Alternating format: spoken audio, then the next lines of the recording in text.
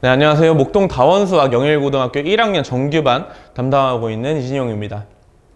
네, 이번 시간에는 영일고등학교 1학년 1학기 기말고사에 대해서 간략하게 분석을 진행을 하겠고요. 제 수업에 대해서 간략하게 소개 드리도록 하겠습니다. 일단 저로 소개 드릴 것 같으면은 저는 이제 목동에서 15년 동안 살면서 강서고등학교를 졸업을 했고요. 그리고 연세대학교 기계공학과 졸업했습니다. 여기 바로 가까워서 목동에만 15년 이상 거주를 했습니다. 문항 분석 진행하도록 하겠습니다.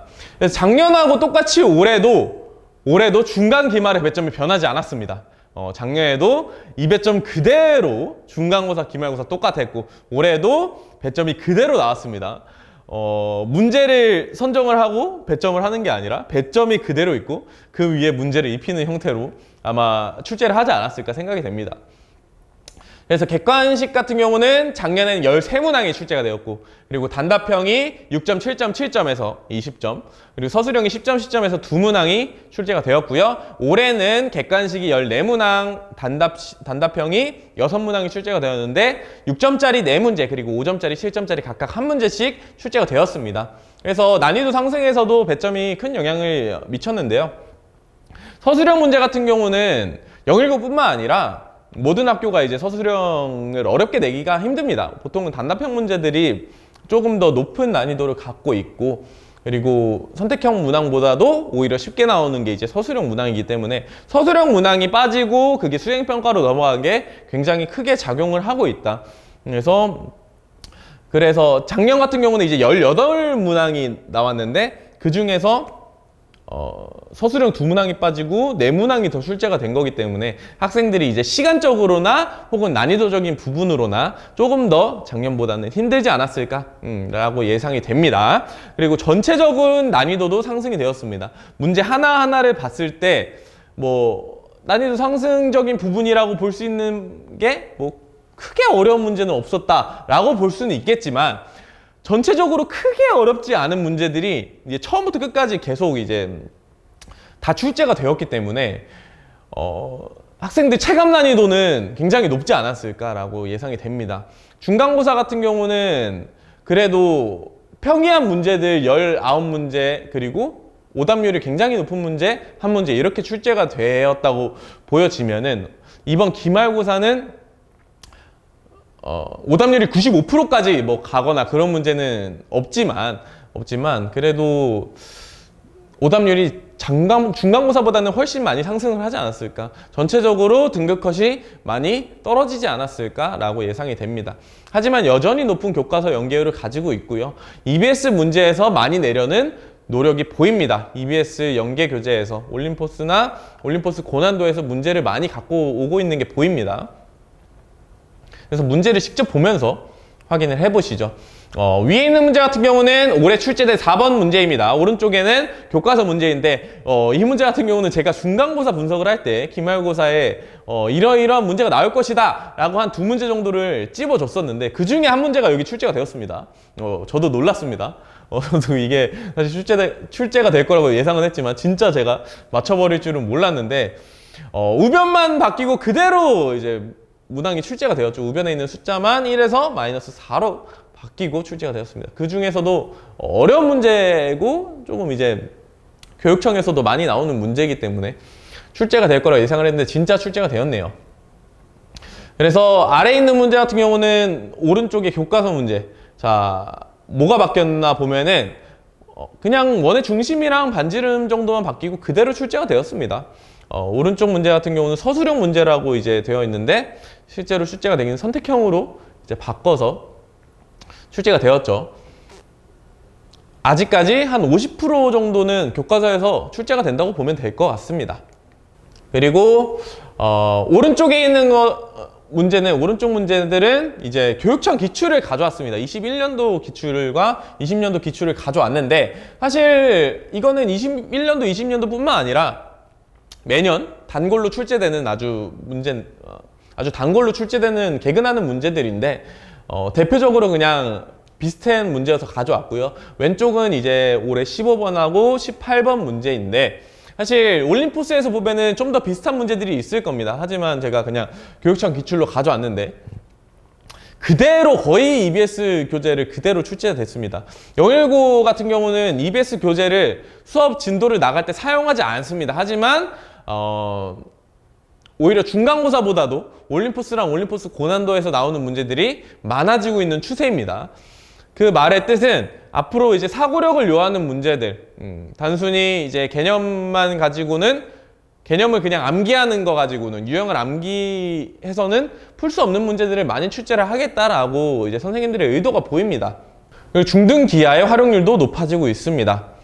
그래프의 중요성이 강조가 됨으로써 너네들의 논리력을 좀 더 확인을 해보겠다, 검증을 해보겠다 라는 소리죠. 사실 019 문제에서 019 시험에서 이등분선, 각의 이등분선에 대한 문제들이 잘 출제가 되지 않는 편인데 보통은 이제 이등분선의 성질이 출제가 되지 않는 편인데 이번에 당당하게 10번 문제로 출제가 되었습니다. PQ의 이등분선하고 선분 PQ의 교점의 좌표를 주면서 이게 내분점을 구하여라. 이등분선과 선분 PQ의 교점을 가지고 몇 대 몇으로 내분하는지 너네들이 파악을 할 수 있느냐, 이 개념을 너네들이 생각을 할 수 있겠느냐 라고 묻는 문제였습니다. 12번 문제는 이제 넓이의 비를 주어줌으로써, 닮은 삼각형의 넓이 비를 줌으로써 이제 닮은 비를 구할 수 있겠느냐 라고 묻는 문제였습니다. 그래서 논리력이 굉장히 강조되고 있다는 것을 확인을 할 수 있습니다. 그래서 019 수업은 어떤 식으로 진행이 되느냐, 논리력 향상을 위한 추론 훈련이 진행이 됩니다. 이 문제들이 어떤 의도를 갖고 있고 어떤 능력을 학생들한테 원하고 있는지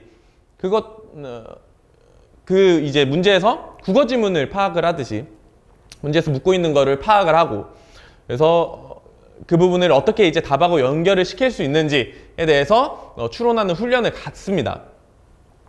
그리고 당연히 내신에 대해서 대비를 하는 반이기 때문에 한정된 시간 안에 문제를 풀어내는 노하우 학습이 진행이 되겠죠. 물론 이제 여름방학 동안에는 수학원 선행을 진행을 하기 때문에 수학화는 이제 특강으로 이제 진행을 하고요. 이제 학기 중에 수학화 내신 대비를 진행을 합니다. 여름방학 중에는 수학원을 진행을 합니다. 그래서 개념 위주의 수업을 진행을 하게 되지만 그럼에도 불구하고 한정된 시간 내에 문제를 풀어내는 노하우 학습, 그러니까 유형을 풀어내는 연습 같은 경우는 당연히 동반이 될 수밖에 없습니다. 그리고 개념 위주의 수업을 진행을 하게 되지만 목동 대치 쪽의 내신 미리 보기를 통해서 EBS 문제들이 어떤 것을 원하고 있는지, 그리고 EBS 문제들이 교육청 기출을 거쳐서 이제 학교 내신에 출제가 되면은 어떤 변형을 거쳐서 이제 출제가 되는지, 어떤 식으로 이제 변형이 되고 어떤 능력을 요하고 있는지 각 개념이, 그런 부분들을 목동 대치 내신 미리 보기를 통해서 확인을 할 수 있지 않을까 생각을 합니다. 그래서 교재는 수학의 바이블로 진행이 될 거고요. 과제는 자체 제작한 워크북, 그리고 각자 학생 개개인에 맞는 실력에 맞는 시중 문제집을 통해서 과제가 제공이 될 겁니다. 수업은 목요일 6시부터 저녁 6시부터 10시까지 진행이 되겠고요. 일요일에는 1시 반부터 오후 5시 반까지 진행이 될 겁니다. 그리고 주말에는 클리닉이 존재합니다. 6시 반부터 10시까지는 물론 학생들마다 클리닉 시간에는 조금 차이가 있을 수도 있지만 웬만하면은 이제 주말에는 남아서 공부를 하고 간다고 생각을 하시면 되겠습니다. 아무래도 일주일에 4시간씩 2번 보는 걸로는 좀 부족할 수 있잖아요. 학생들하고 좀 더 이제 친근함도 길러야 되고 좀 더 이제 부족한 부분을 좀 찾아서 이제 주말 클리닉을 시킬 예정입니다. 그래서 재개강일은 이제 시험이 월요일에 다 끝나게 되는데 7월 6일 목요일에 재개강을 하게 될 겁니다.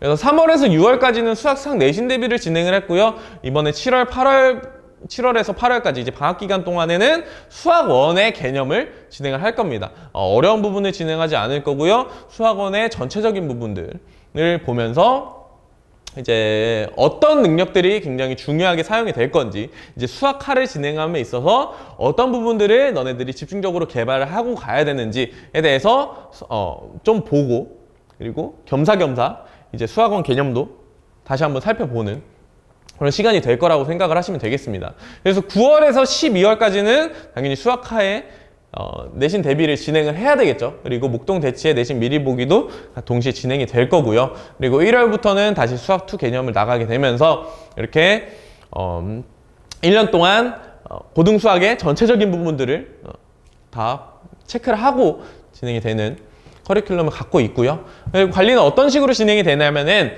매 수업 이후에 복습 테스트를 진행을 합니다. 매 수업 이후에 3시간 수업을 하고 1시간 동안 시험을 봅니다. 그리고 결과는 당일에 학부모님들께 문자로 배송이 될 예정입니다. 그리고 그날 나간 진도 같은 경우도 이제 학부모님들께 문자로 발송이 되겠고요. 동시에. 그리고 복습 테스트에서 상위 오답률 문제를 선별합니다. 그리고 너만 틀린 문제도 선별을 합니다. 그래서 뭐 수업의 마지막 시간이나 뭐 일주일의 마지막 혹은 월말 혹은 뭐 이제 과정이 끝나는 중간고사의 전이라든가 기말고사 전에 너만 틀린 문제들 그리고 상위 오답률 문제들 이런 것들을 선별해서 유사 문제 풀이를 통해서 이제 취약 유형을 보완을 하게 될 겁니다. 그리고 클리닉은 직접 운영이 됩니다. 학생의 실력 파악이 저절로 될 거고요. 그리고 동기부여 학습법에 코칭이 들어갈 겁니다. 저는 이제 연고TV라는 채널을 통해서 1년 반 동안 학생들의 멘토로서 많이 활동을 했습니다. 그래서 카메라 앞에서도 굉장히 얘기를 많이 하고 실제로 많은 학생들과 전국의 수험생들과 DM을 했던 기억이 있는데 그렇기 때문에 지금 또래 학생들한테 큰 도움이 될 거라고 생각합니다. 아무래도 지금 어떻게 공부를 해야 되는지 모르겠다. 내가 조금 꺾인 것 같다. 의욕이 꺾인 것 같다 하는 학생들이 있으면 저한테 보내주세요. 그러면은 동기부여와 학습 코칭이 동시에 들어가게 될 겁니다. 그리고 수업 시간 외에도 SNS를 통해서 즉각적으로 소통이 진행이 될 겁니다. 그리고 질의응답은 뭐 카톡으로 또 이제 질문방이 있으니까 그쪽에다가 언제든지 질문하면은 제가 즉각적으로 소통이 될 거고요. 그리고 학부모님들과는 일주일에 한 달에 한 번씩 또 이제 상담을 진행을 하게 될 겁니다. 이상 019반 이지종이었습니다.